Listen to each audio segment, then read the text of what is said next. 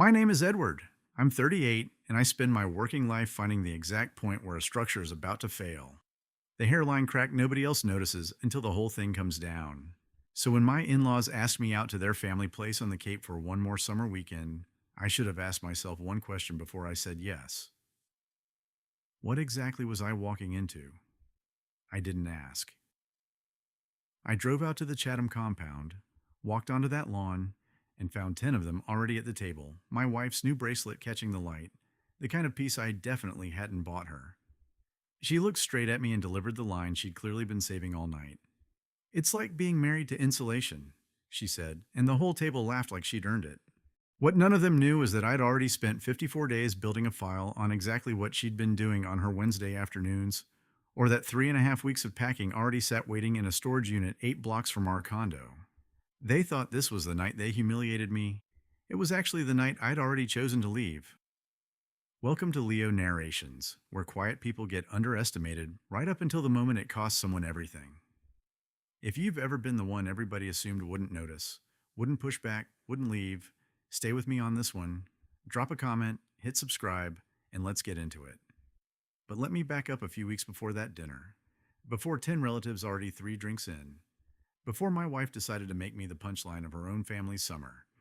I need to tell you who I was the morning that invitation came in, because that's the version of me everyone at that table was still counting on. The Sam Adams in my hand hit 61 degrees 9 minutes ago. I know this the way I know most things now, by tracking the small numbers nobody else bothers to track, while the Ashford family's Saturday gathering unfolds around me on the lawn behind their Chatham compound. I'm Edward Webb, 38 years old, structural engineer. I spend my working life finding the hairline crack that tells you a beam is about to fail. Everywhere else, apparently, I just look like a man holding a warm beer. I'm standing near the boathouse, away from the crowd, a citronella candle losing its fight with the mosquitoes somewhere behind me, watching my wife Renata laugh at something her sister Whitney's husband is saying about a coin he bought in April. The laugh carries across 40 feet of cut grass, bright and a half second too loud. "She got here 2 hours before I did, straight from the design studio," she said. Though Bellwood closes at 4 on Saturdays, and I know that because I read her calendar the way I read load diagrams, for what doesn't add up. The bracelet on her wrist is new. Cartier, yellow gold, a row of pavé diamonds, the kind of piece that runs $6,000 to $7,000 depending on carat weight and finish. I didn't buy it. Our anniversary is in September, 3 months out. Her birthday was in March. I've been cataloging entries like this one for 54 days, in the same mental ledger I use for stress calculations. Because in my job, you don't get to feel your way to a conclusion. You gather load data until the structure tells you the truth, whether you want to hear it or not. Renata is a senior interior designer at Bellwood Design Group, genuinely good at her job, the kind of good that gets her name in the Boston Globe's home section twice a year. Her boss is Preston Vance, principal and creative director, 45, married to a woman named Diane for 17 years, 3 kids, drives a black Range Rover, lives in a 5-bedroom colonial in Wellesley with a wine cellar he likes to mention. I've known about Preston for exactly 54 days, ever since the first anomaly showed up on our joint Amex statement. A charge for $412 at Cartier on a Wednesday afternoon in early May. When I asked, Renata said it was a gift for her colleague Monica's baby shower. Monica's shower had been the weekend before. Monica posted 40 photos of it on Instagram. No Cartier box in any of them. That was data point 1, the first thread that unraveled the rest of it once I started pulling. What followed was a pattern, and patterns are the only thing I actually trust. Late nights at the studio, 3 or 4 a week. Big client presentation, she'd say. Preston needs everyone locked in right now. New lingerie showing up in the hamper with the tags cut off, pieces I'd never seen. Her phone passcode changed from the one we'd shared for 6 years to something new. Because of client NDAs, she said. And design firms don't have client NDAs that require a new phone lock. The Uber receipts started the 3rd week of May every Wednesday, pick up from Bellwood at 2, drop off at the Langham on Franklin Street, return trip logged at 5:30, right on schedule to claim she'd been in a late client walkthrough. Paid on her personal card, but the receipts sync to the email account that still forwards to our shared inbox, a rule I set up 4 years ago for wedding vendor logistics that she'd long since forgotten existed. I could have confronted her in May. I didn't. Premature confrontation destroys the evidence chain, and it hands the other person time to build a story that sounds better than the truth. So, I documented instead. I built the file the way I'd build a forensic report on a building that's about to come down, quietly, completely, before anyone downstairs knows there's a problem at all. Edward, you're hiding again. Corinne Ashford, Renata's mother, appears at my elbow. Real estate broker smile, fixed in place, a glass of Sancerre in one hand. Come sit with us. Your father-in-law wants to ask you something. I follow her to the long table under the string lights. The Ashfords are old Boston money, 3 generations of the Ashford Collection boutique hotels, and they tolerate me the way you tolerate a good home inspector. Useful, unglamorous, never invited to actually enjoy the party. There he is, Grant Whitaker announces as I sit. The only man alive who reads the whole disclosure packet before he signs anything. Polite laughter. I've absorbed this joke for 8 years now. Edward, settle something for us, Walter Ashford says. Grant thinks crypto is going to replace the entire banking system inside a decade. I could tell him Grant's current position is down 40% since March, and structurally unsound in every sense of the word. I don't. No single asset class should carry more than 10 to 15% of a portfolio. I say instead, diversification isn't caution, it's load distribution. Grant waves a hand. You engineers, always calculating the risk out of everything good. Somebody has to, I say. He's already turned to refill his glass. I check my watch, 7:11. If the pattern from the last 4 family gatherings holds, something crosses a line in the next half hour. Paige, Renata's younger sister, is 3 glasses of rosé into the evening and building toward something. Her engagement ended 4 months ago when she found her fiancé's text to a coworker. She came alone tonight, raw and looking for somewhere to point it. Renata laughs again at the far end of the table, performing happy wife for an audience that includes her whole family. She's excellent at performing. Interior designers sell a feeling for a living. I've recovered enough deleted texts by now to know what she really tells Preston about our marriage. Edward doesn't notice anything, she wrote 3 weeks ago. He'd probably measure the crime scene before he cried about it. Vacation plans, Whitney says, cutting into her own conversation to redirect at us. You two doing anything this summer, or is it spreadsheets and 9 o'clock bedtimes again? Work's been heavy, I say. I've basically been living at the studio, Renata adds. Paige snorts into her glass, loud enough that 3 heads turn. Paige, Whitney warns. What? We all know exactly where she's living at the studio. Preston seems like a very hands-on creative director. The table goes quiet for a beat. Grant laughs first, nervous. Corinne shifts in her chair. Then Paige leans forward, eyes glassy, aims straight at me. Real talk, Edward. When Rena finally just moves into Preston's guest house for good, are you going to feel anything? Genuinely asking. I want to know if there's a person in there or if you just recalculate and move on. Dead silence, maybe 3 seconds. Then the table breaks open. Grant slaps the wood, laughing hard. Corinne covers her mouth, shoulders shaking. Walter chuckles into his scotch. Uncle Roland, Walter's older brother, a retired judge who's been half asleep for an hour, wheezes along without knowing why. Only Sophia Reyes, Grant's colleague's wife, sitting quiet at the far end, doesn't laugh. She looks down at her plate. Renata catches my eyes across the table, testing the moment, then leans back into it with a smile she uses to close a sale. Honestly, Paige, that's fair. More laughter builds. Edward is so precise about everything. 0 temperature to him. It's like being married to insulation. Grant nearly falls out of his chair. Jesus, Rena. I'm being accurate, she says, riding the room now. He's fine. He does his job. Nobody thinks about him twice. Preston makes me feel something. Edward just makes me feel insulated. Safe, warm, completely forgettable. The table roars, loudest yet. Paige claps. Corinne wipes her eyes. Walter's face is red. Whitney gasps, delighted and horrified at once. I set down my fork. My plate still has half a lobster roll on it. I stand up slowly. The laughter thins out into uncertainty as I look around the table, one face at a time. 10 people, Paige still giggling. Grant embarrassed now that it's landed. Corinne confused. Walter checking his watch like it's an exit. Whitney's laugh dying mid-breath. Uncle Roland oblivious. Sophia sympathetic. And Renata, my wife of 8 years. Amusement curdling slowly into something closer to alarm. I lift the plate an inch, a small toast. Understood, I say. Noted for the record. I turn and walk toward the gravel drive, still holding the plate. Behind me, the confusion breaks loose. Wait, is he actually leaving? It was a joke. Renata's laugh. Thinner now. He's fine. Edward never gets upset. I'm already at the car. I set the plate on the roof of my Subaru, get in, start the engine. Through the fence line, I can see all 10 of them standing now. Renata with her phone out, Grant looking uneasy, Sophia shaking her head slowly. I pull out of the drive. By the time I hit the causeway, the laughter behind me has gone completely silent. The drive back to Boston takes an hour and 40 minutes. I run the protocol in my head the whole way, checking each step against the plan I've had ready for 3.5 weeks. 54 days of evidence gathering. 3.5 weeks of quiet packing, moving one box at a time into a storage unit in Somerville. Nothing Renata ever noticed. Tonight was never about the insult.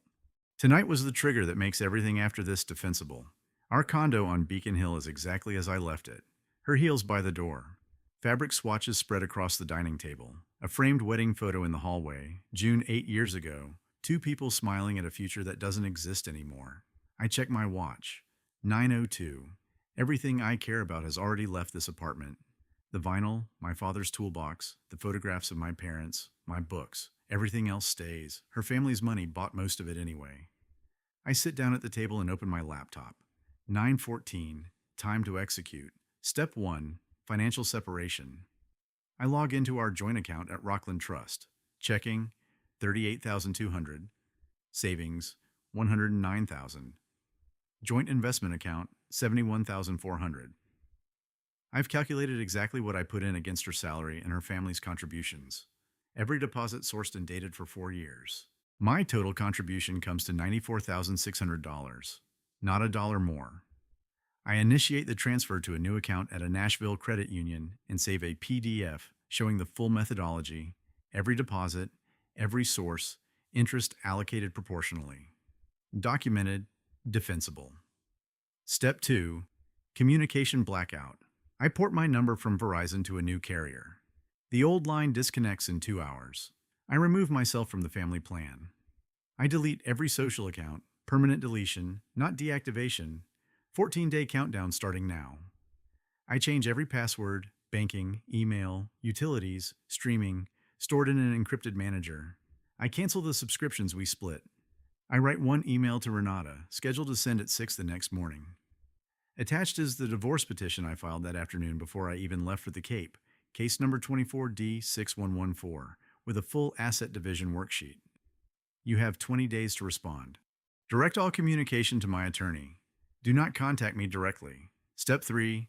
Lease separation. I've already given notice to our landlord 2 weeks ago. Effective end of month, my name off the lease. 9:40, the moving truck I prepaid arrives outside. I load the last of it, laptop, hard drives, my father's toolbox, the leather bag my mother gave me. Everything I need fits in one truck, 950. I leave an envelope centered on the kitchen counter, impossible to miss. Inside, the stamped divorce petition, the asset spreadsheet, the evidence packet, 54 dated photos, the Amex statements, 61 pages of recovered texts, a timeline chart, and a single sheet of plain paper. Per your assessment tonight, I am updating my records. Marriage moved to closed accounts. You said I'd just recalculate and move on. Correct. Filing single. Your family's public appraisal of my value confirmed the final load calculation. No further contact required. EW 1005. Keys and garage fob go through the building's mail slot. Clean exit. I text Theo Marsh, my closest friend since college, who owns a used record and bookstore in Somerville called Static. Ghost protocol active. His reply comes back in under a minute. Nashville. Address received. Go be someone else for a while, brother. I snap the old phone in half in the parking garage. 10:30, I point the car south on I-95. 15 hours to Nashville if I stop to sleep. Less if I don't. I don't. Somewhere past Hartford, Theo texts again. She's going to completely lose it. My reply, that's the point. Consequences should be proportional to the load that caused them. By the time I check into an extended stay outside Nashville the next afternoon, my phone is already tracking things I have every legal right to track as her husband for the next 20 days. Her phone location, the credit card alerts. Renata's phone pings Wellesley at 11 that night. Preston's address. She lied to her family again on the way out the door. Data point noted. I pour 2 fingers of bourbon, my first bottle in a new life, and I sleep better than I have in 4 months. By 7 the next morning, the Ashford family group chat is already on fire. Theo is still in it by accident, added years ago at a holiday party and never removed. He forwards me everything. Renata. Something's wrong. Edward is gone and there are papers everywhere. Corinne. What do you mean papers? Renata. Divorce papers. Court stamped. He filed before he even came to Chatham. Walter. Call us right now. Renata. He knows about Preston. Photos, statements, texts. He's had it for weeks. Corinne. Oh my God. Whitney. We need to talk about last night. Paige. I was drunk. It was a joke. Renata. This was never about a joke. He planned this. Grant. What money is she talking about? Renata. 94,000 from savings. He has spreadsheets. Walter. That's likely legal if it's documented correctly. Renata. Dad, whose side are you even on? I read it over coffee at 8, feeling nothing but a clean, clinical satisfaction that the structure is holding exactly the way I calculated it would. By 10 that morning, Renata calls Preston, a 40-minute call, then drives to Wellesley and stays 3 hours. Theo texts me at 4. She came into the shop, sweatpants, no makeup, looked wrecked. Asked if I knew where you went. I said no idea. She said you must be having some kind of breakdown. I told her you seemed like the most rational person I know. She left crying. Nashville settles fast. My new firm, Bramwell and Cole Engineering, hired me as senior structural engineer at a 38% raise over Boston, working infrastructure inspection and seismic retrofit. Exactly the kind of work I've wanted for a decade. I take an apartment in Germantown, bare walls, a bed, a desk, a good chair. Nothing else matters yet. The bagels down here are a genuine problem I haven't solved. I'm working on it. Theo calls with updates through July and August.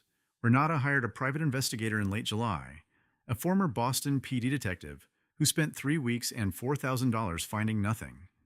I resigned by email with no forwarding information. Every account is gone. I'm a ghost by design, which is easier when your job is literally finding the invisible failure point in something everyone assumed was solid. August brings the first real cracks in Preston's foundation. Diane, his wife, gets an anonymous envelope of credit card statements, hotel charges, gift purchases that don't match any client dinner. I didn't send it. Diane's brother works in fraud detection at their bank and had already flagged the pattern independently. Diane confronts Preston. He denies it, calls it client entertainment. She doesn't believe him and starts watching the books herself. That same month, Bellwood's finance director runs a routine vendor audit and finds $61,800 in fake furniture and fabric invoices routed through a shell vendor Preston controls over 14 months. Renata's own expense account gets pulled into the same review. $9,200 in questionable client dinners that don't match any signed contracts. Preston is suspended August 19th pending investigation. Renata's whole promotion track was riding on his patronage, and now she's exposed right alongside him. Her performance review that same week is the first negative one in 6 years. Lack of focus, missed deadlines, a 60-day improvement plan, which in that industry means they're already building the file to let her go. September is when it collapses for real. Preston is terminated on the 3rd, the audit confirming $61,800 in fraudulent invoices, referred to the Suffolk County DA for embezzlement. Security walks him out of the building. Diane files for divorce 4 days later, citing adultery and financial misconduct, seeking full custody in the house. Preston's attorney fees alone are projected past $90,000, and he's unemployed with a criminal case pending. Renata is let go on the 15th. Officially, it's a restructuring. Actually, it's a fast, quiet cleanup after the Preston scandal, with 2 weeks severance because of the open performance plan. Theo sees her at a Trader Joe's in late September. Sweatpants again, hair not done, the woman who used to wear $400 boots to get coffee, looking like she hasn't slept. October brings Grant's crisis to the surface. His crypto position, the one he lectured me about at the July barbecue, finally implodes, $140,000 gone, including the $28,000 I lent him back in 2022 that he never mentioned to Whitney. A margin call forces a home equity draw he can't cover. He shows up at Theo's shop in mid-October, gaunt, desperate, asking if Theo can reach me. I tell Theo, not yet, let the pressure sit a while longer. Paige's wedding to her new fiancé Connor gets moved up, then almost called off. then rescheduled for the following April at a hotel called the Wentworth downtown. 160 guests. The family can't agree what to tell people about Renata's husband. Halloween brings a family meeting that turns into an argument. Renata doesn't attend, too embarrassed to face them. Grant finally admits the extent of his losses. Paige admits she's terrified people will ask about the insulation joke at her own wedding. Whitney says, just apologize and move forward. Walter says he made his own choice. Nobody forced him to leave. Corinne says quietly, we were awful that night. Sophia, who almost never speaks at these things, says it plainly. It wasn't a joke, it was cruelty, and you should all be ashamed of how hard you laughed. The meeting ends in a fight. Nothing gets resolved. I spend Thanksgiving at Theo's parents' place outside Nashville. Warm, no interrogation, real conversation. You look different, Theo says over pie. 22 pounds down since June, gym 5 mornings a week, new haircut from an actual barber instead of the chain place I used for a decade. And I'm seeing someone, I tell him. Naomi Park, a historic preservation architect at Vanderbilt. We met reaching for the same book on load-bearing masonry at the downtown library. 3 dates so far. She thinks the way I talk about stress tolerances is interesting instead of exhausting. Theo grins. That's how you know it's real. Back in Boston, the Ashford Thanksgiving is quiet and strange. Renata doesn't come, claims a work commitment, though she has no job. She's with Preston that day in truth. One last attempt to hold something together before it finishes falling apart. Corinne sets a place for me out of habit. I don't show. Grant is white-knuckling a December 15th deadline he can't meet. Theo sends a photo of the empty chair at the table. My reply, good. December is when the last supports give out. Renata finds work as an administrative assistant at a dental office in Quincy. $41,000 a year, down from $96,000. No benefits for 90 days. A 40-minute commute each way. Former colleagues watch her LinkedIn update and quietly talk about the fall. Preston is arraigned December 6th. Bail set at $30,000. Diane refuses to post it. His parents cover it instead. Trial is set for March, his attorney projecting 18 to 24 months if convicted. Diane's forensic accountant finds even more hidden spending once she starts really digging. December 11th. Preston ends things with Renata at his rented apartment. Can't handle the legal exposure right now, he tells her. Needs to focus on his kids and his defense. She reminds him he said he loved her. That was before all of this, he says. We were having fun. I lost my marriage and my job for you, she says. I never asked you to do that, he says. She leaves crying, calls Theo drunk that night. Gregory dumped me, she says. Though his name is Preston, and I wonder distantly if she's even keeping the 2 men in her own life straight anymore. Would Edward ever forgive me? She asks. Theo tells her forgiveness isn't really the open question anymore. He's built a whole different life. Is he seeing someone? She asks. Yes, Theo says. She hangs up. 2 weeks later, an anonymous cashier's check for $28,000 arrives at Grant and Whitney's mortgage servicer. Exactly enough to cure the default and stop the foreclosure clock. A note attached, addressed only to Whitney. This is for you and the kids. Not for him. Get him real help. E.W. Grant calls Theo in tears. Edward saved our house. How do I pay him back? Theo tells him plainly, you don't. You get into therapy, and you stop gambling with your family's stability. Grant does start therapy that January. No more trading accounts. I sent the money because Whitney and her kids didn't deserve to lose their home over Grant's decisions, not because Grant earned a single dollar of forgiveness. Protecting the people who never chose any of this isn't the same thing as absolving the person who did. The divorce finalizes at the end of January. Renata never formally answered the petition. After the waiting period runs out with no response, the court grants an uncontested judgment on February 11th. I'm legally single for the first time in 8 years. In March, an invitation arrives at my Nashville apartment, heavy stock, engraved script. Paige Ashford and Connor Reyes request the honor of your presence at their wedding. Saturday, April 18th, 4 o'clock, the Wentworth, Boston. A handwritten note is tucked inside. Edward, I know I don't have any right to ask this, but I'm asking anyway. What I said that night was cruel and drunk and jealous, and it lit a fuse I didn't understand I was lighting. I've spent 10 months sitting with that. If you can come, it would mean more than you know. If you can't, I understand completely and I'll never bring it up again. I'm truly sorry, Paige. I call Theo. Did you know about this? He says he heard it was coming. Long shot, he says. But you should think about going. This time I think she means it. I tell him I'm going, and that I have one more thing to say when I get there. Closing the file, in person, on the record. IRSVP yes. April 18th is bright and clear. I fly into Boston that morning. The Wentworth Ballroom looks out over the harbor, 160 guests on the terrace for the pre-ceremony reception. I'm wearing a charcoal suit tailored to a frame that's 22 pounds lighter and considerably more solid than the one that walked out of Chatham last June. The coordinator checks her list. Edward Webb, I tell her. Her eyebrows lift half an inch.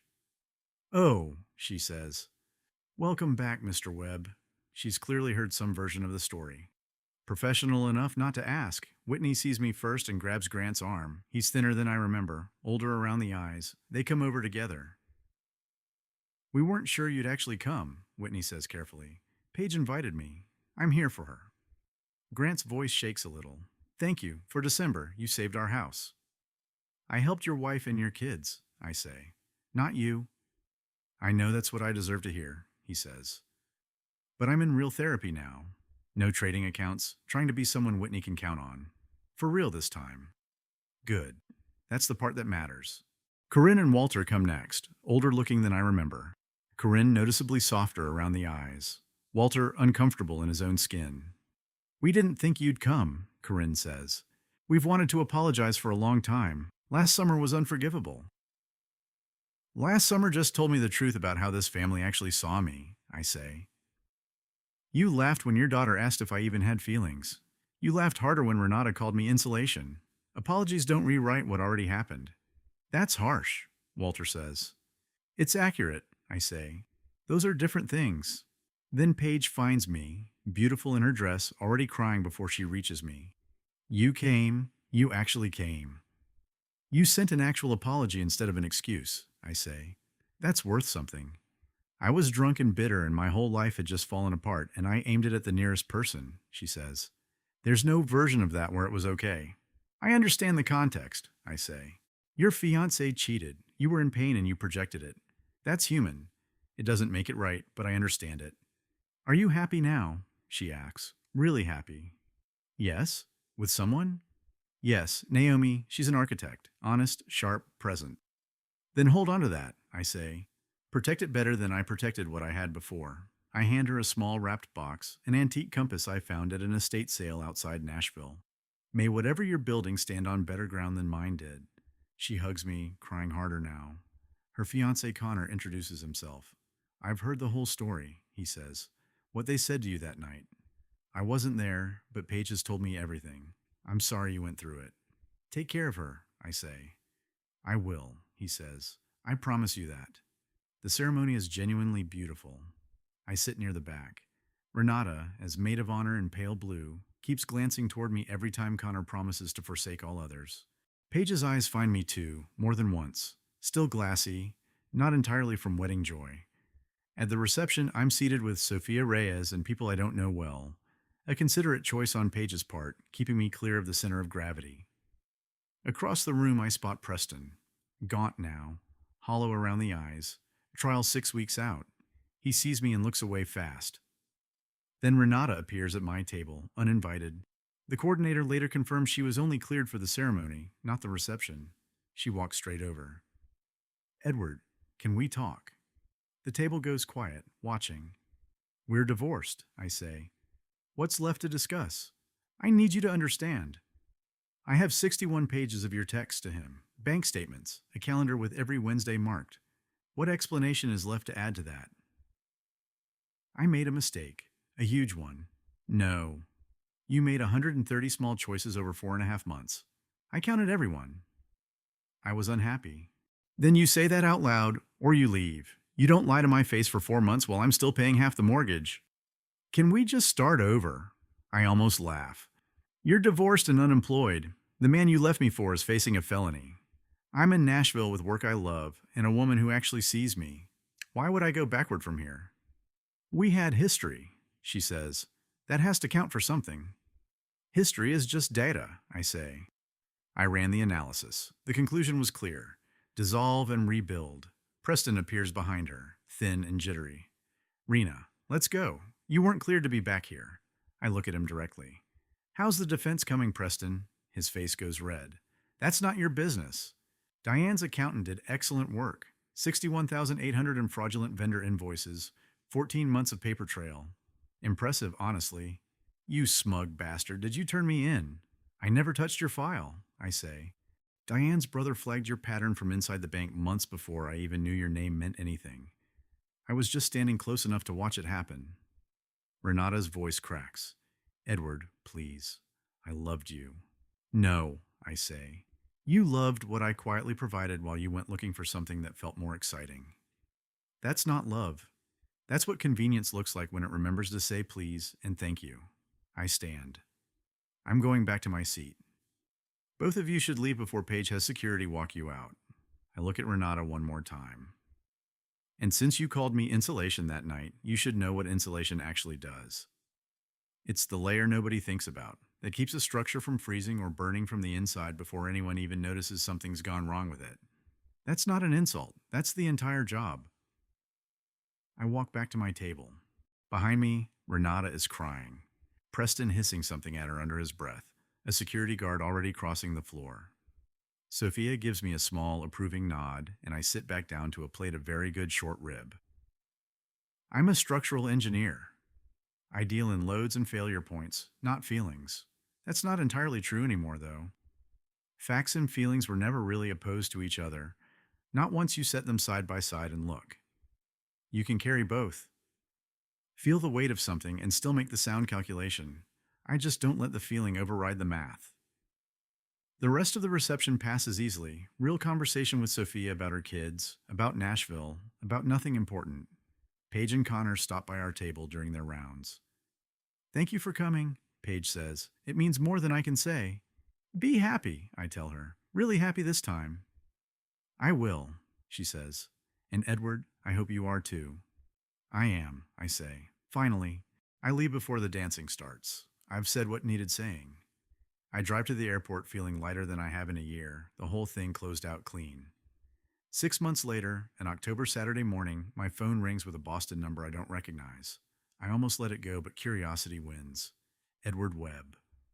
Hi, Edward. It's Paige. Please don't hang up. I won't. What's going on? Nothing's wrong, I promise. I just wanted to tell you Connor and I are expecting. Found out last week. Congratulations, Paige. That's wonderful news. Thank you. I also wanted to give you an update on everyone if you want it. Tell me to stop any time. I'm listening. Renata moved to Providence. Still doing admin work, different office. Preston got 18 months, started serving in July. Diane got the house in full custody. Mom and Dad ask about you sometimes. Grant's doing really well, still in therapy, steady job, no more trading. He's a good father again. The real deal this time, not just talk. Good to hear about Grant. One more thing. I saw on Facebook you're seeing someone. Naomi. I smile. Yeah, we're moving in together next month. Serious then. Very. She thinks my stress calculations are fascinating instead of tedious. Laughs with my systems instead of at them. That's how you know you found the right one, Paige says. I won't call again unless you want me to. But I'm genuinely sorry for everything, and I'm genuinely glad you're happy. I know, Paige. I forgave you the day I read that invitation. Forgiveness doesn't mean I'm walking back into that family, though. I closed that chapter. It just doesn't need to stay open for us to be okay.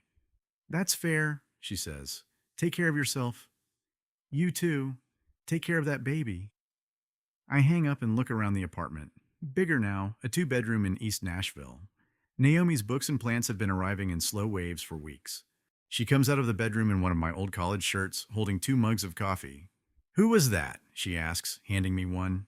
Paige, Renata's sister, the one whose comment kicked all of this off. Apologizing again and updating me. She's pregnant. Are you happy? Naomi asks. I pull her in, breathe in the smell of her shampoo, feel the solid, uncomplicated weight of this new life. Yes, completely. Good, she says, because you deserve that. That evening we sit on the couch while she walks me through her research on adaptive reuse of old Nashville warehouses, hands moving as she talks, eyes bright. I'm actually interested, not performing it the way I used to have to. This is what it's supposed to feel like, mutual attention, honest talk. Nobody keeping score against me. Later, I open my laptop one last time and find the folder I built over 16 months. Every photo, every statement, every timeline entry from the first Cartier charge to the final decree. I move the whole thing into an archive labeled closed cases and I close the laptop. They asked if I'd cry when Renata left me for someone else. I didn't cry. I measured, I documented, and then I rebuilt on ground solid enough to hold real weight with someone who sees the way I pay attention to detail as a feature, not a flaw. The load is distributed evenly now. The structure holds. Tomorrow, Theo is driving down from Somerville for the weekend. Old friend, new city, a future that finally has some margin for error built into it. The file is closed for good.